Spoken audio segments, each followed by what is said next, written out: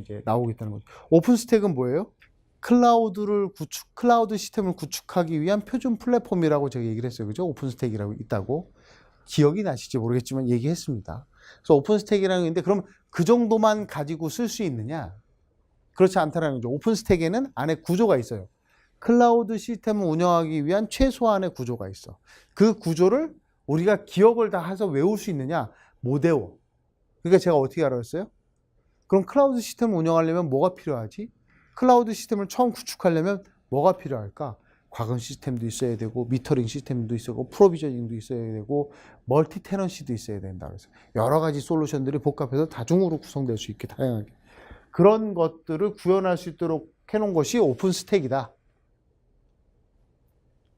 이런 개념들을 우리가 미루어서 그런 플랫폼화해서 표준으로 그런 어떤 클라우드 시스템을 처음부터 구현하기 위해서 아키텍처를 새로 만들어가는 것이 아니고 공통화된 표준 아키텍처를 갖다 놓고 거기에 채워나가는 것을 우리가 오픈스택이라고 하고 그걸 써야 된다. 이런 식의 얘기들을 읊을 수 있다는 거죠. 여기도 맨 밑에 문제에 보면 이제 이런 정책에 관한 문제들이 이제 나옵니다. 법, 제도, 정책에 관해서 설명하시오 이런 문제들이 기숙사 시험에 나와요. 근데 광범위해요. 굉장히 광범위해요. 그러다 보니까 이런 것들을 다 우리가 알면 좋아. 알면 좋지만 정확히 그 법의 항목의 조항에 대해서 하나하나 알 수는 없는 상황이 생길 수 있어요. 공부를 다행히 그 법조항이나 제도에 대해서 공부를 했다면 다행이지만 그렇지 않은 경우가 생길 수 있거든요. 근데 여기 쭉 읽어봅시다. 한국형 웹 콘텐츠 접근 지침에는 장애인이 비장애인과 동등하게 웹 콘텐츠에 접근할 수 있도록 콘텐츠를 제작하는 방법에 관해 제시하고 있다. 아래 네 가지 원칙에 따른 지침과 검사 항목을 기술하시오. 지침과 검사 항목, 인식의 용이성, 운영의 용이성, 이해의 용이성, 경고성. 직관적으로 우리가 그걸 인식할 수 있어야 되고 운용할 수 있고 그 안에 웹 콘텐츠에 대해서 우리가 운용하고 뭔가 할 수 있어야 되고 그것을 우리가 받아들였을 때 이해할 수 있어야 되고 그런 서비스가 안정적으로 지속될 수 있도록 견고하게 구축이 돼야 된다. 보안이나 이런 것들에도 취약하지 않아야 된다. 예를 들어 우리가 여기 텍스트로 치는 것에선 보안이 잘 이루어지도록 암호화 솔루션도 올라가고 이런 것들이 탑재가 되면 여러분들 인증서나 비밀번호 치는 날 보면 갑자기 파란색이나 녹색 창으로 바뀌면서 거기 입력되는 정보는 당연히 암호화해서 날아가잖아요. 근데 시각장애인이 그걸 이용하셔야 돼요. 그럼 음성으로 불러야 될 거 아니에요. 자, 비밀번호 4568 이렇게 불러줘야 될 거 아니에요. 음성으로 그 웹 콘텐츠를 이용하려면 그럼 그런 것들에 대해서는 어떻게 해야 되느냐? 당연히 그것도 암호화된 상태로 전송이 되고 서버랑 확인하고 이렇게 해야 될 거 아닙니까? 그런 거에 대한 방어 이런 것들에 대해서 언급이 되어 있겠죠. 당연히 이거는 저도 몰라요. 읽어본 적 없어요. 그렇지만 지침과 검사 항목을 쓰랬으니까 각가지 4개 항목에 대해서 어떻게든지 각각의 지침을 만들어내고 검사 항목을 만들어내 볼 거예요. 만약에 이 문제를 제가 선택해서 꼭 써야 되는 상황이라면 100%는 아니겠지만 중간 정도 점수는 맞을 수 있을 것 같아요. 이런 식으로 쓸 수 있어요. 그리고 어떤 것은 꼭 그것에 대해서 정확한 답을 쓰라는 취지의 문제도 있지만 그것이 아니고 당시 전반적인 것들을 이해하고 있고 그것에 대해서 한번 당신의 의견을 한번 제시해봐라. 이런 식의 취지도 있어요. 예를 들어 이런 거죠. 우리나라에 바이오 인증에 관한 법이나 제도나 이런 것들이 쭉 나와 있어요. 그럼 바이오 인증 제도의 법 인증이나 이런 제도에 대한 법과 제도를 언급하고 이것에 대한 문제점과 대응 방안 또는 대안을 제시해 봐시오. 이런 식의 문제가 있어요. 여러분들 기출문제 읽어보시면 있습니다. 인공지능 산업 발전을 위한 촉진 관련 법제도, 규제 관련 법제도를 기술하고 현행 법제도의 문제점 및 개선 방안에 대해 설명하시오. 근데 110회에는 이런 문제가 많았어요. 뭐 안전기준이나 이런 시리즈의 전체 프레임워크를 도식화해서 설명하시오.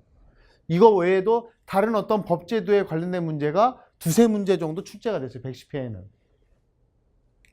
그러다 보니까 사람들이 법제도 문제가 많이 나오니까 이거 내가 인공지능 산업 발전을 위한 촉진 관련 법제도 모르는데 당연히 이런 법이 뭐가 있는지 우리가 그 분야에 종사하고 있거나 그에 대해서 따로 관심을 받고 학습하지 않으면 알 수가 없거든요. 그럼 이 문제에 대해서 뭐 쓰느냐? 근데 이 문제의 핵심은 요 앞에 있는 위에 줄이 아니고 밑에예요, 밑에. 관련 법제도의 문제점 및 개선 방안에 대해서 설명하는 거예요. 뭔가 이 사람이 출제한 의도는 법이나 제도가 비스무리한 게 있긴 있는데, 아니면 그에 대한 법제도가 새롭게 제정이 됐는데 거기에 대한 문제점이 있으니 그것에 대해서 개선 방안을 내놔라, 이 얘기거든요. 그럼 인공지능 관련 산업 관련 법제도가 뭐가 있는지 사실 잘 몰라. 그렇죠. 우리가 일반적으로 IT 부문에서 기술사 공부를 하다 보면 정보통신산업발전법, 클라우드 산업발전법 이런 것들이 있어요. 정보통신망 보호법, 이런 법 제도들이 우리가 들어보고 언급된 것들이 있습니다. 이런 관련 법령들이 있고 잘은 모르지만 인공지능 산업 발전을 위해서 법 제도 등이 법이나 제도가 추진되고 도입되고 있는 중이다. 아직은 아닌 것 같아서 이런 식으로 쓸 수도 있는 거거든요. 그래서 이제 그거에 대해 실제로 아직 인공지능 산업 발전 법은 없어요. 이 문제에서 얘기한 공식적인 법은 없습니다. 근데 그거와 관련된 제도나 법이 있느냐, 이거에 대해서 쓰라는 거였거든요. 그러니까 그 법이나 제도 내용은 상세히 없지만 그런 주변 법령들을 봤을 때 문제점은 인공지능에 대해서 사람이 아직 신뢰하고 판단할 수 있으면 신뢰성에 관한 문제, 그것으로 야기되는 안정성에 관한 문제, 프라이버시 보호에 관한 문제, 이런 어떤 그 사고가 발생했을 때 어떤 대처 방안 문제, 이런 것들에 대해서 아직 확정된 것이 없다. 그럼 그런 것들에 대해서 개선 방안은 뭐가 있느냐? 자율적인 산업 발전을 위해서 기술을 촉진하되 그것에 대해서 어떤 대응 방안이 마련돼야 된다는 게, 예를 들어 이것을 25점짜리니까 3페이지 반 정도 써야 되거든요. 최소한. 그럼 앞에 법제도는 1단락에서 끝내도 돼요. 1, 2, 3, 4단락 정도를 보통 우리가 쓰는 게 서술형 문제, 일반적인 서론, 본론, 기승전결의 구조를 가지고 쓰는 게 일반적인데, 그럼 서론 정도에서 법제도는 지금 이런 것들이 있는데 아직 미비한 상황이다 라고 써주고, 두 번째 단락에서 문제점을 쓰라 했으니까 기술적인 문제점은 이런 게 있다. 법제도적인 문제점은 이런 게 있다. 법제도적인 문제점 중에 법제도적인 문제점 중에 이런 게 있다. 정책적으로 실행성의 문제점, 정책상의 문제점은 이런 게 있다. 법제도를 구현하고 적용하는 데의 문제점은 이런 것들이 있다. 이런 것들로 좀 컨텐츠를 나눠서 2단락 정도의 문제점을 언급하고, 3단락에 각각에 대해서 해결 방안을 언급하고, 네 번째에는 이런 것들이 이루어지기 위해서는 법도 마련돼야 되고, 기술적으로 산업을 융합할 수 있는 정책도 마련돼야 되고, 그것을 구현할 수 있는 기술 산업들을 그 금전이나 이런 것들을 지원을 해야 되고, 그것이 실제로 산업에 적용되고 활용될 수 있도록 시장을 마련해 주는 역할을 해야 되고, 이런 것들이 종합적으로 이루어져야지만 인공지능 산업이 다른 나라와 비슷한 수준으로 빠르게 발전될 수 있다라는 어떤 이런 마무리를 해주는 이런 식의 것들을 원한 거거든요. 근데 이거를 인공지능 공부를 우리가 했잖아요. 인공지능에 필요한 기술도 공부해서 AI라는 토픽으로 공부를 했어요, 막. 그럼 이 문제를 접한 사람은 뭘 쓰느냐? 그래, 내가 산업발전 법은 잘 모르겠고 인공지능에 관해서 1, 2단락을 꽉 채웁니다. 내가 공부한. 그리고 인공지능의 문제점하고 인공지능에 대한 대응, 어떤 발전 방안을 쓰기 시작해요. 그게 아니거든, 이거는. 그런 식의 오류를 범하게 된다는 거예요. 근데 이런 문제는 인공지능 법제도를 굳이 정확하게 알지 못해도 충분히 접근만 할 만한 우리가 이제 그런 여지가 있는 문제다라는 걸 말씀드리고요. 그래서 이제 이런 기출 문제는 그런 차원에서 여러분들이 스타일을 보고 공부를 하자고 하는 것들이, 이런 기출 문제들의 유형이나 비교해서 설명하라는 것도 있고, 도식화해서 설명하라는 거 있고, 콘텐츠, 플랫폼, 네트워크, 디바이스 관점에서 설명하라는 것도 있고, 이건 우리가 아주 친절한 문제예요. 사실은 우리가 가상현실에 대해서 현황과 문제점을 설명하시오, 해결 방안 설명하시오 이렇게 했으면 이 관점으로 우리가 설명을 했어야 돼, 사실은. 아예 이렇게 언급해 주지 않아도 어떤 식으로든지 분류를 해서 설명해야 되는데, 어떻게 분류해서 설명하라고 아예 친절하게 문제에서 정해준 거예요. 이렇게 되면 우리가 좋은 점이 뭐냐, 어떤 식으로 설명해야 될지를 고민하지 않아도 돼. 우리가 머릿속에서 이미 정해줬으니까. 그래서 기출문제에서 문제의 유형은 이런 걸 보자는 거예요. 그래, 이렇게 단순히 기술을 그냥 설명하라는 거구나. 근데 이건 디지털 컨버전시가 최신 기술에 대해서만 언급이 됐어요. 그럼 최신 기술에 대해서 설명할 때는 난 뭘 쓰겠다. 어떤 식의 흐름을 가져야겠다. 최신 기술이니까 이건 사람들이 잘 모르는 개념일 수 있으니까 개념 정도를 처음에 언급을 하고 이 기술이 왜 나오는지 배경하고 특징을 한 번에 언급하겠다. 왜냐하면 배경만 쓰기에는 이 답안 한 장이나 한 페이지 반에 쓰기가 너무 아까워. 등장 배경은 사실은 기술의 중요한 요소도 아니지만 알았으면 내가 뒤에 다른 단락을 쓰는 논리의 흐름이 논리의 흐름의 핵심이 될 수 있거든. 이거는 이런 것 때문에 등장이 된 것이기 때문에 내가 뒤에서 이렇게 구성 기술을 설명 안 하고 서비스 요소 기술을 설명한 이유는 이거는 기술이 중심이 아니라 서비스 중심으로 탄생한 기술이다. 그렇기 때문에 서비스이다. 그렇기 때문에 나는 이걸 서비스 중심으로 설명하겠다는 등장 배경에 그런 얘기를 쓰는 거다. 하여튼 그런 식으로. 근데 오래된 기술이야. 통신 기술에서 OSI 7레이어에 대해서 설명하시오. 이렇게 나왔어. 여기서 OSI의 7레이어란 무엇인가라는 정의를 꼭 써야 되느냐? 안 써도 된다 이거지. 이게 언제적 얘기인데 아직도 정의를 설명해야 돼. 그러면 그렇게 우리가 기술 디펜던트한 원리적인 기술을 설명하라는 문제가 나왔으면 그거는 나는 어떤 전략으로 가져가겠다. 첫 번째 1단락에 OSI 7레이어를 딱 그리고 두 번째는 OSI 7레이어에 해당하는 장비나 서비스, 솔루션 이런 것들을 쫙 언급을 하고 각각의 특징을 2단락에서 쫙 언급을 하고 단답형 문제라도 3단락에는 요즘 그런 영역을 파괴하는 서로 레이어별로 서로 중복해서 2가지 기능을 다 할 수 있다든가 3가지 기능을 다 할 수 있다든가 서로 융합해서 이런 OSI 7 내에서 발달된 어떤 다른 대체 통신 기술들이 나오겠다든가 속도가 빠르다든지 계층의 OSI 7 레이어 거치다 보니까 너무 오래 걸려서 그것을 거치지 않고 다이렉트로 통신한다든지 이런 식의 어떤 그런 이 OSI 7 레이어의 한계를 극복하기 위한 대체 기술들이 이런 것들이 나와서 지금 이렇게 활용되고 있다는 걸 마지막 단락에 언급한다는 거예요. 이렇게 좀 다른 방향으로 시각을 써야 된다는 거죠. 원리 기술이라도.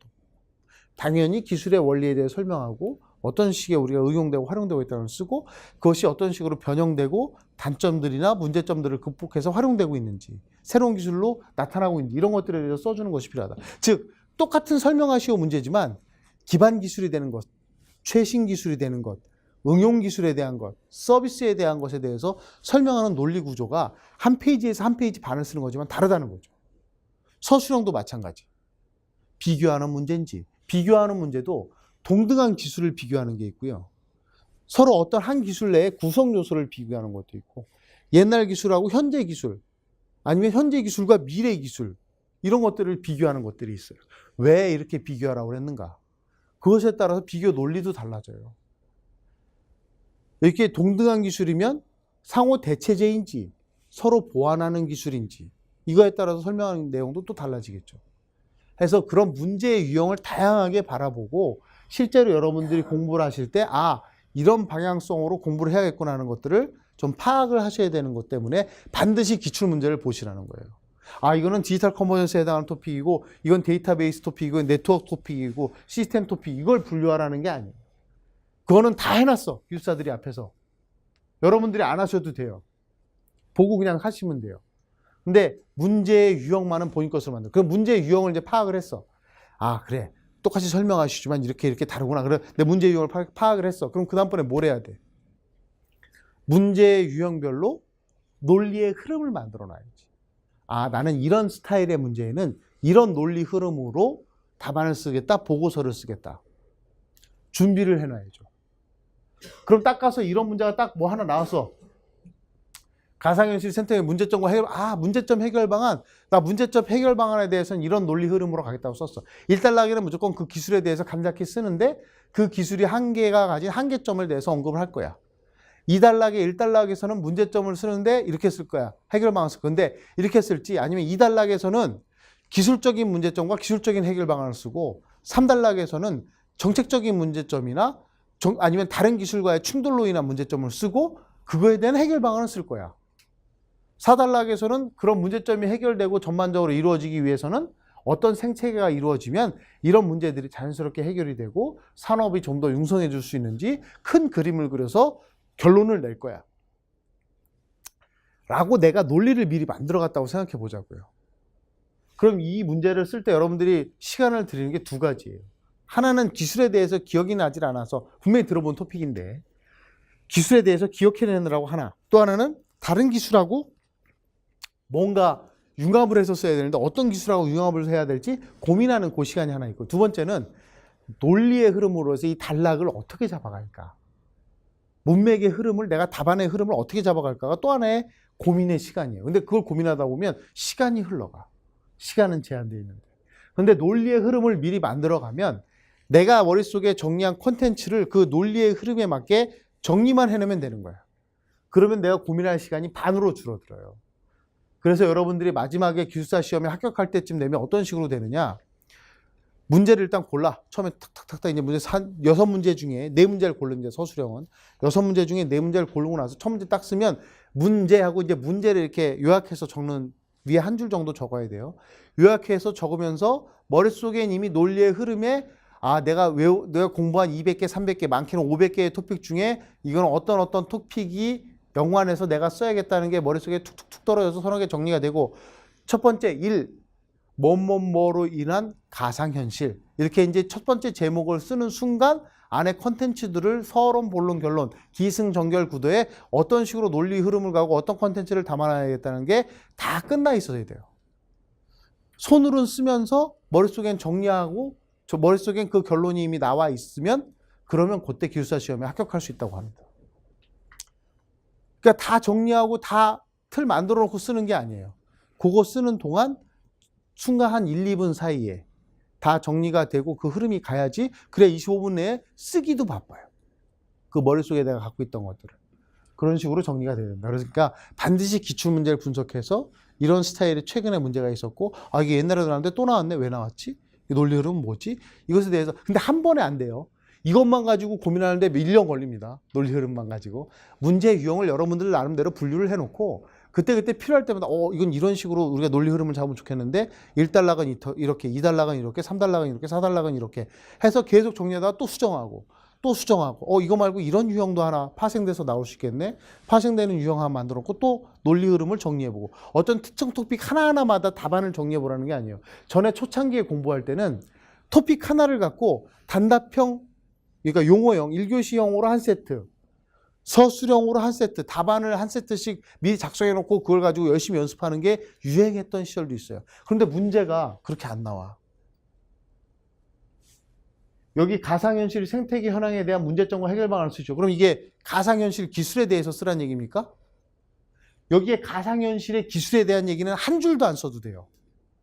가상현실의 기술 요소가 뭐 있다는 얘기는 여기 쓸 필요가 없다고. 가상현실의 정의를 쓰란 얘기요. 여기에 가상현실의 정의는 안 쓰는 게 오히려 더 좋아요.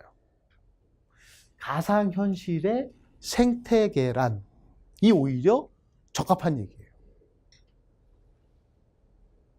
그죠? 가상의 생태계가 뭐 있겠어? 정보, 우리 가상현실이니까 가상현실에 어떤 것들의 필요성이 있고, 거기서 어떤 정보를 가상현실 하려면 어떻게 해야 되고, 컨텐츠는 뭘 담아야 되고, 그것을 유통시키고 활용시키기 위해서는 뭐가 있어야 되고, 과금 체계는 어떻게 해야 되고, 이런 것이 생태계잖아요. 그런 얘기를 써줘야 되는데, 가상현실이란 증강현실과의 차이점, 가상현실의 구성 요소, 이걸로 1, 2단락을 낭비한다면 이 문제를 낸 사람이 이거 뭐야? 이렇게 되겠죠. 그렇게 공부하라는 거예요, 여러분. 다음 이제 출제 경향 분석입니다. 여러분들 이렇게 쭉 이게 최근 10회, 5회, 최근 3회 이렇게 정리했는데, 단연 디지털 컨버전스가 어때요? 압도적이죠. 압도적이에요. 정보 관리나 컴퓨터 시스템 운영이나 도찐 개찐이에요. 매번 이래요, 매번. 30%. 이런 거 하지 마. 공부하지 마. 아예 안 해도 돼. 한번 포기. 굳이 우리가 국영수 중에 포기한다면 주로 수학을 포기하듯이. 그런 식의 한 가지를 포기한다는 거죠. 여기 중에 이제 인프라 있고 통계나 알고리즘, 이런 것들도 여러분들이 정보 관리를 보시게 되면, 정보 관리를 준비하시는 분들은 이게 필수예요. 여기 나와, 문제가. 근데 너무 많아. 통계학이나 알고리즘을 처음부터 끝까지 싹 다 공부하기는 시간이 너무 오래 걸려. 그럼 어떻게 해야 돼요? 문제의 기준에 나왔던 것, 통계, 알고리즘 10개면 10개, 20개면 20개. 딱 그것만 공부하는 거예요. 그 중에 나오면 재수. 모르면 패스. 그래야지 어떻게 해요. 그죠? 그런 전략적인 방법도 있다라는 겁니다. 그 분야에 자신 있으면 당연히 준비해야겠지만, 저도 열심히 준비했었어요. 베이지안 정리 두 가지 변수에 대해서 하는 거. 근데 실제 문제 변수가 3개로 나왔네. 못 풀었어요. 패스. 근데 디지털 컨버전스는 두 과목 다 계속 아주 높은 점유율을 보이기 때문에 최근 3회 기준 비중 확대 출제 비중이 계속 컴퓨터 시스템 응용도. 근데 이거는 약간 달라. 여러분들 이 디지털 컨버전스 토픽을 가만히 바라보면 어떤 거는 통신, 어떤 거는 인프라, 어떤 거는 데이터베이스, 엔터프라이즈로 이렇게 나눌 수도 있어요. 그것을 굳이 나누자면. 그렇지 않은가요?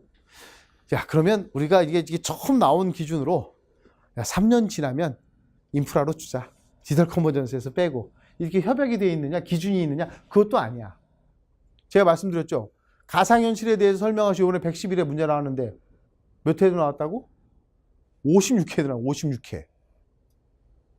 96년도, 7년도 이때도 그 문제가 나왔다고. 20년 전에도 가상현실에 대해서 토시 하나 안 틀리고 똑같은 문제가 나왔다니까요. 그럼 그거를 컨버전스 토픽으로 안 보고 저쪽에 뭐 인프라 토픽이나 네트워크 토픽으로 볼 거냐? 애매하다 이거죠. 근데 그걸 디지털 컨버전스 토픽으로 여전히 논의하고 있는 이유는 새로운 서비스나 새로운 기술들이 계속 업그레이드 되고 그때 20년 전에 논의되었던 그 가상현실과 지금의 가상현실은 차원이 다른 얘기예요. 그렇기 때문에 그런 문제가 나오는 거죠. 하여튼 그래서 각 영역의 기본적 학습을 기반으로 최신 기술을 이해하고 비전 제시까지 가능해야 되고요. ES, SE, DB, SF, 네트워크, 인프라 전 영역에 걸친 종합판이다. 디지털 컨버전스. 단답형의 경우 50% 가까운 문제가 디지털 컨버전스 영역이 차지합니다. 용어형, 1교시. 1교시에 여러분들 13문제 중에 10문제 선택하게 되어 있습니다. 그 중에 10문제를 선택하려고 하다가 아는 걸 골라도 8문제밖에 안 돼요. 정말 운 좋으면 9문제. 한두 문제는 꼭 뭐랍니까? 듣도 보도 못한 문제예요. 처음 들어보는 토픽이에요. 그럼 어떻게 해야 돼요? 내가 그동안 공부해온 모든 지식을 통해서 답안을 써야 돼요. 지난번에 안 대표가 무슨 얘기할 때 이제 채점할 때 뭐 여러 가지 이슈가 있었지만 기본적으로 10문제 1교시 용어형에서 2, 3, 4교시에서 4문제 각각 시간마다 4문제를 채우지 못하면 아무리 여러분들이 나머지 문제를 잘 썼어도 기본적으로 패스할 수 있는 점수가 나오기가 쉽지 않아요. 우리가 10점 만점, 또 서술형은 25점 만점이지만 10점을 기준해서 1점씩 까나가는 게 아니에요. 합격 점수인 60점 중에 6점을 기준으로 해서 1점씩 붙여나가거나 1점씩 까나가고요. 25점도 합격을 60점 만점인 15점이 4문제를 15점씩 맞으면 60점이잖아요. 15점을 기준으로 가점을 주거나 감점을 하거나 해요. 25점 만점을 놓고서 여러분들이 아무리 때려주기에도 이 출제 의도와 100%로 잘 맞는 기술적인 내용과 정책적인 내용을 모두 다 담아서 3페이지 반에 100점을 맞을 수 있다? 쉽지 않을 겁니다. 100점을 맞으려면 한 10페이지 써야 될걸요? 그래야지 거기에 내 풍부한 콘텐츠를 다 담지. 내가 아무리 잘 알고 있는 내용이라도. 그걸 3페이지 반만에 축약해서 100% 완벽하게 설명할 수 있는 수는 없어요. 출제자의 의도에 완벽하게 맞춰서. 최대한 맞추는 것 뿐이지. 해서 그런 쪽의 어떤 문제들을 맞추기 위해서는 여러분들이 그런 어떤 종합적인 것들을 잘 판단을 해야 됩니다. 서술형의 경우에는 기존과 최신 기술 간의 관계를 이해하고 이들 간의 관계를 설명하고 방향 제시를 할 수 있어야 되고요. IT 관련 신문, 전문기관의 학술지, 주요 동향에 대한 메일링 서비스 등을 꾸준히 읽어보시고 계속 이해하려고 노력을 하셔야 됩니다. 여러분들이 처음에 IT 관련 신문을 보면 몇 시간 걸려요? 처음부터 끝까지 꼼꼼히 한번 지금 IT에 대한 지식이 전반적인 지식이 충분하지 않은 상황에서 일단 용어부터 헷갈려.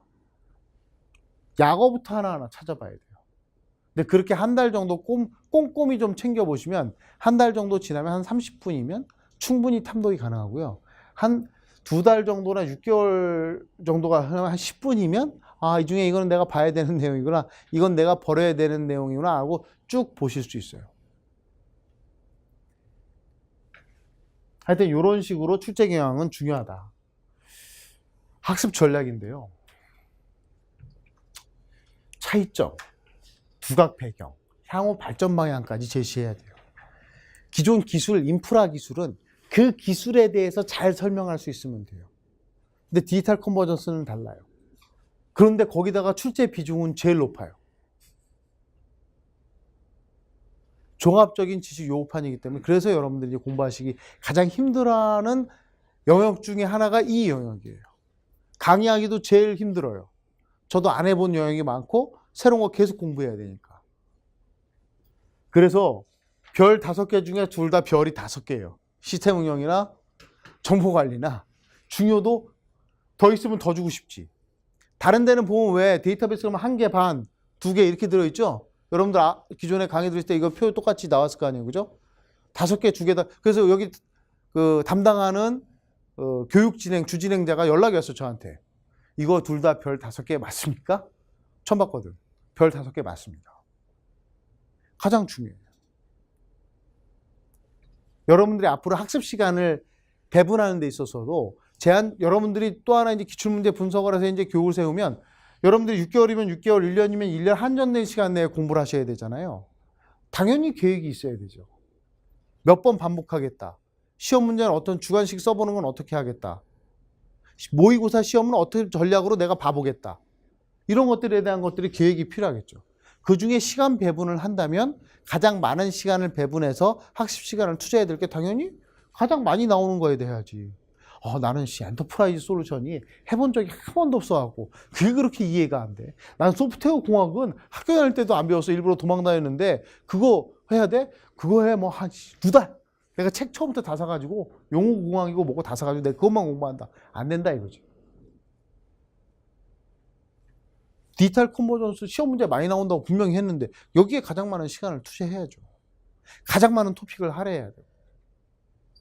물론 토픽이 가장 많은 건 소프트웨어 공학이나 프로젝트 관리 영역이 그 2개 합쳤기 때문에 그쪽이 좀 토픽이 많긴 많아요. 하지만 시간은 이렇다. 그래서 이거는 신규 업무 기획이나 SI, PM이나 제안서 작성을 전문으로 하신 분들이 그나마 조금 손쉽게 접근을 하세요. 그럼 그런 쪽에 경험이 있는 분들하고 코웍을 하시면 조금 경험을, 노하우를 나오기가 좋을 것 같고요. 시스템 운영자나 아키텍트, 업무 전문가, 분석 설계자 등은 이런 최신 기술이 아니고 주로 비즈니스에 디펜던트 하거나 우리 회사 운영 시스템에 주로 집중해서 아니면 시스템이나 아키텍처 중심으로만 하셨기 때문에 이런 최신 기술에 대해서 조금 둔감할 수 있다 이거죠. 그래서 그런 분들은 조금 버거워하시는 측면이 있고 총 공부를 학습량을 조금 더 많이 해야 돼요. 전체적으로 보면 아까 제가 날리지 스킬 오피니언이라고 얘기했잖아요. 기술에 대한 이해, 새로운 것들이다 보니까 새로운 기술에 대한 지식을 좀 학습해야 되는 분량이 많아요. 지식을 많이 알아야 돼. 그 기술에 대해서 좀 우리가 충분히 학습을 해야 돼. 제가 아까 말씀드린 스킬은 새로운 기술이고 영역이 워낙 넓다 보니까 충분히 우리가 모든 걸 경험해 볼 수는 없어요. 그러니까 상대적으로 답안에 차지하는 비중이 조금 적어요. 근데 의견은 30% 차지해요. 아까 기출문제를 보니까 어때요? 문제점, 해결 방안 제시하시오. 이런 문제 유형들이 왜냐하면 아직 신기술이니까 빠르게 도입할 수 있도록 하기 위한 환경이 무엇인지 본인의 의견을 제시하시오. 이런 식의 문제들이 디지털 컨버전스에 많다고. 그러니까 그런 기술적인 이해를 바탕으로 본인의 의견이나 법제도의 문제점이나 해결 방안 이런 것들에 대해서 전달해야 되는 것들이 많다. 그래서 30인 거예요. 이런 것들이. 여러분들이 그런 쪽에 공부를 좀 해주셔야 되고요. 처음에 이제 이걸 제가 반복 학습해야 돼요. 여러분들이 2번, 3번, 4번 이렇게 반복 학습을 하라고 했는데 할 때마다 그냥 막연히 넘겨볼 것이 아니고 처음에는 이런 토픽이 있구나. 이런 기술로 돼 있어. 패스. 이해를 혹시 못하더라도 어떤 기존 기술이 있고 어떤 핵심 토픽이 연구되는지를 한번 생각해 보는 거예요. 2번째는. 3번째는 기출 문제는 예를 들어 지금 요번에는 그냥 기본 기술을 한번 묻는 쭉 전반적인 이 최신 디지털 커머스 이 토픽에 기술에 대해서 묻는 문제가 나왔어. 2번째는 요 안에 기반 기술이 되는 클라우드 컴퓨팅의 표준 프레임워크인 오픈스택에 대해서 문제가 나왔어. 그럼 다음번에 무슨 문제가 나올 거예요? 그거보다 한 단계 더 레벨 다운 단계 나오거나 야 이거보다 더 레벨 다운 된 건 이제 없어. 그럼 안 나오겠지. 그만 나오겠지. 아니면 그게 컴퓨터 시스템 응용에 나왔으면 그 다음번에는 관리에 나오거나 관리의 레벨 다운된 게 나왔으면 그 문제가 그대로 다음번에 컴퓨터 시스템 응용에 나오거나 이게 서로 교차 출제됩니다. 여러분들 기출문제 쭉 보시면 그것에 대해서 준비할 필요가 있다. 그래서 핵심 토픽을 선정해서 집중 학습을 하고 문제 유형별 논리 흐름을 연습해야 된다 이거지. 여러분들이 모의고사를 100번 보고 20번 보고 매번 그걸 피드백하거나 다시 리뷰하지는 말짱 도루묵이에요. 문제 유형별로 분석하지 않으면 실전에 가서 자신의 논리가 없어. 그냥 문제에 가서 직관적으로 보고, 물론 출중한 역량이 있고 나는 논리 흐름에 대한 작성에 대해서는 순간적으로 딱 보고 판단할 수 있는 그런 자신감이 있다 하신 분들은 그렇게 하셔야 돼요. 근데 그것도 훈련이 된 거예요, 이미 본인이. 그런 쪽에 훈련이 되신 분들은 가능하지만 그렇지 않은 분들은 준비를 해야 돼요. 그래서 어떤 교수님들은 이런 말씀도 하세요. 문제의 절반을 알고 시험장에 들어가야 문제를 제대로 풀고 합격할 수 있다. 근데 우리가 무슨 재주로 출제위원도 아닌데 문제의 절반을 알겠습니까? 즉 논리의 흐름을 이미 확실히 잡고 들어간다면 문제 유형별로 문제의 반을 푼 거나 다름없다라는 거죠. 왜냐하면 출제자의 의도대로 나는 논리의 흐름을 이미 다 가지고 들어갔으니까. 최소한 그 안에 콘텐츠만 제대로 담아낼 수 있다면 출제자의 의도대로 딱 답을 낼 수 있는 거니까. 그게 굉장히 중요한 겁니다. 아주 중요해요. 토픽 공부 하나도 안 해도 50점 맞을 수 있다는 얘기랑 똑같은 얘기예요. 그죠? 근데 그거를 이렇게 매번 강조해도 안 하세요. 정말 참 중요한 얘기인데 꼭 준비하셔야 됩니다. 기출문제 분석을 통해서 문제 유형을 만들어내고 문제 유형별로 논리적인 흐름을 만들어 나간다. 적어야 돼요. 여러분들 엑셀이 됐든 워드가 됐든 적어서 논리 흐름에 단락이 있으면 1단락에는 이런 단어, 용어를 써야겠다. 어떤 특정 토픽에 대한 용어가 아니고 다른 사람 뭐뭐뭐의 개요, 뭐뭐뭐의 정의, 뭐뭐뭐의 특징 이렇게 쓰는 거를 무엇을 구성하는 개념 요소. 뭐 예를 들어 이런 식으로 나는 좀 써보겠다. 그럼 나는 이거에 대해서 뭔가 개념을 구성하는 요소에 대해서 좀 상세히 써보겠다. 정의도 나는 정의라고 쓰기 쉽다. 무슨 시스템의 개념을 알려주는 요소, 뭐 구성 요소도 이런 식으로 해서 그런 그림을 하나 그린다든지 1단락에 뭐 그런 식으로 해서 핵심 구성도로 나는 1단락을 치워나가겠다. 왜냐하면 이거는 정의를 설명할 필요가 없는 문제다. 근데 핵심 구성 요소를 설명함으로써 그 다음번에 구성 요소에 대해서 좀 더 상세한 얘기를 할 자신이 있는 그런 문제가 나왔다. 한 단계 레벨 다운된 문제가 나온다. 그럼 나는 그것을 아예 1단락에는 그렇게 접근을 하겠다. 이런 식의 전략도 있다라는 거죠. 하여튼 그런 식으로 여러분들 논리 흐름을 반드시 준비해야 됩니다. 60점 맞으면 합격이고 65점, 70점 맞으면 좋은 건데 왜 70점까지 우리가 생각하냐면 혹시나 1, 2, 3, 4교시, 4교시가 있잖아요. 4교시가 있는데 한 교시를 실수할 수 있어요. 요번에 이제 수능 보면서 여러분들 어땠어요? 사람들이 요번 수능이 뭐 불승이라고 굉장히 어렵다고 그랬어요. 대부분 학생들이 1교시에 국어 시험을 보고 멘탈이 흔들려.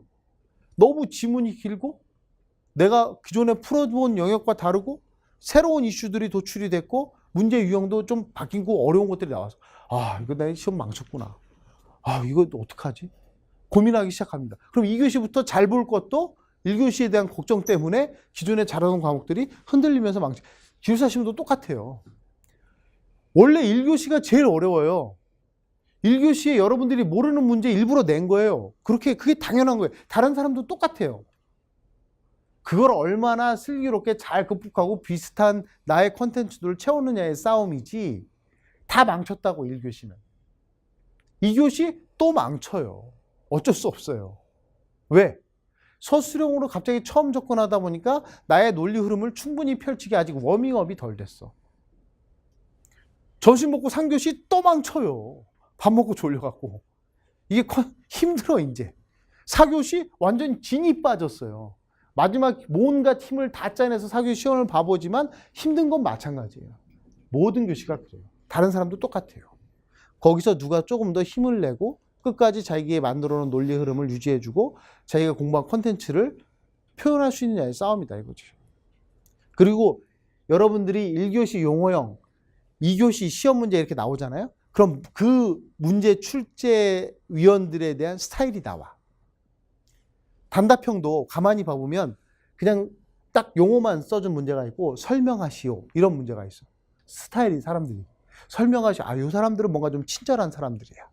제시하시오. 이렇게 뒤에다 뭔가 좀 써준 사람들. 그럼 서술형에도 뭐뭇에 대해서 좀 상세하게 찝어줄 가능성이 높아요. 요거 쓰시오. 가, 나, 다 이렇게 쓰시오. 근데 앞에 예를 들어 오픈 스택 이렇게만 문제 내는 사람은 서술형에도 뭐뭇에 대해서 설명하시오. 끝. 이렇게만 문제 낼 가능성이 높아요. 그럼 그건 나의 논리 흐름대로 끌고 가야 돼. 내가 준비한. 그런 식의 문제 유형, 그 앞에 출제 경향을 살짝 엿볼 수도 있다. 그럼 2교시의 문제 유형을 보면 앞으로 3, 4교시 서술형의 출제 경향도 볼 수 있기 때문에 그걸 가지고 좀 내가 평소 훈련한 논리 흐름에 대해서 어떤 식으로 답을 가져야겠다는 거를 엿볼 수 있다 이거죠. 3번 더 준비할 수 있는 마음가짐을 가질 수 있다는 거죠. 그래서 여러분들 60점 맞을 때는 이런 정도를 제시하고 65점을 하면 연계 통한 시너지 방안 정도를까지 얘기해 줘야 될 거고 70점을 하면 새로운 서비스 가치 창출 방안하고 정책적, 관리적, 기술적 지원 방안에 대해서까지 다 언급할 수 있어야지 아마 고득점을 받을 수 있을 것이다. 이것에 대한 훈련은 모의고사, 연습 등을 통해서 여러분들이 단계적으로 거쳐가야 된다. 예상 문제는 제가 여기 이렇게 이제 좀 써봤는데요. 여러분들이 한번 가서 찾아보시고 뭐 이 예상 문제가 이렇게 꼭 나올지 안 나올지는 모르죠. 하지만 이런 스타일의 문제가 최근에 좀 이슈가 될 것이다. 소프트웨어 교육 의무화에 대해 설명하고 문제점과 해결 방안을 제시하시오. 최근에 소프트웨어 교육 의무화가 국회에서 법 제정에 대한 논란이 법제정이 되고 어떤 교육기관의 어떤 의무 시간이 제시가 되고 하면서 이슈가 좀 되고 있어요. 충분히 나올 수 있는 문제예요. 근데 거기도 문제점이 있습니다. 해결 방안들도 계속 언론에 노출이 되고 있어요. 그래서 그런 것들에 대해서 여러분들이 좀 볼 필요가 있고. 하여튼 사회적으로 이슈가 되는 것들이 꼭 한 번씩 언급이 돼요. 이 문제 나와서 여러분들 맞으면 저한테 밥 사세요. 알았죠? 이런 식의 것들을 한 번씩 살펴볼 수 있다. 참고 문헌 및 자료는 패스하고요. 다른 분들도 이런 얘기 다 했을 거예요. 지식, 사고, 논리, 경험의 집합체입니다. 기숙사 답안이 그래요. 여러분들이 모의고사나 실전 문제에서 답을 쓰시다 보면 놀랄 때가 있어. 오, 내가 이런 생각을 했어? 나중에 이제 보시면 이 순간, 짧은 순간 여러분들이 아주 이런 초능력이 나옵니다. 그 순간에 여러분들이 이제 공부하고 했던 것들이 순간적으로 정책을 만들어내. 내가 새로운 기술 아키텍처를 만들어내서 이거 특허내면 될 것 같아. 정말 안 그럴 것 같죠? 진짜 그래요. 여러분들이 집중해서 답을 써면 그런 식의 것들이 나옵니다. 그래서 여러분들이 이 어려운 걸 해내야 기술사가 될 수 있습니다. 그래서 여러분들이 이런 것들을 구체적인 방법이나 이런 것들은 제가 이제 언급을 했지만 끝까지 제가 얘기한 그런 방법들을 염두에 두시고 노력하신다면 목표하신 바를 이룰 수 있고 더불어 꼭 기술사가 아니지라도 이 분야에 대한 학습만으로도 여러분들이 보실 수 있는 시야나 여러분들이 어떤 새로운 기술을 접할 때 어떤 그런 마인드 이런 것들이 좀 더 폭넓어지셨고 깊이 있는 이해를 할 수 있는 어떤 그런 계기가 되는 그런 학습 시간이 되었으면 좋겠습니다. 자, 오늘 긴 시간 대단히 수고하셨습니다. 감사합니다.